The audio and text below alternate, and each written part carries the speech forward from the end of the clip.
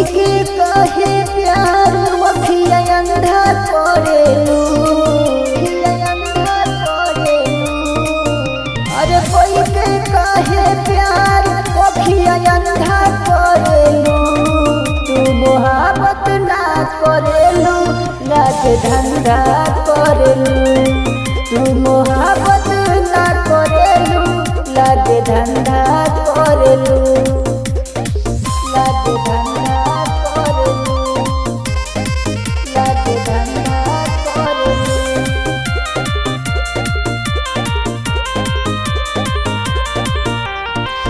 रोज तू लड़ावो दारू कामना से नैना, जिंदगी से हमारा छीन लेहलू सारा चैना।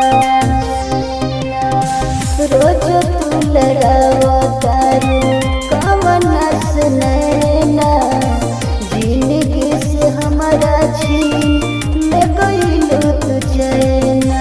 आपन काहे वदतिया यदना गंदा करेलू, आपन काहे वदतिया यदना गंदा करेलू।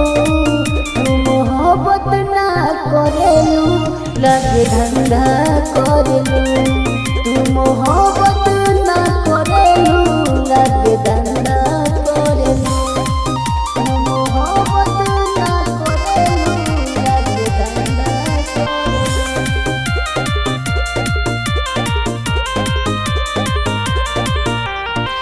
दीपक दीवाना के बनैलू दीवाना, खोली खोली खोली के पढ़ावत रूपाना।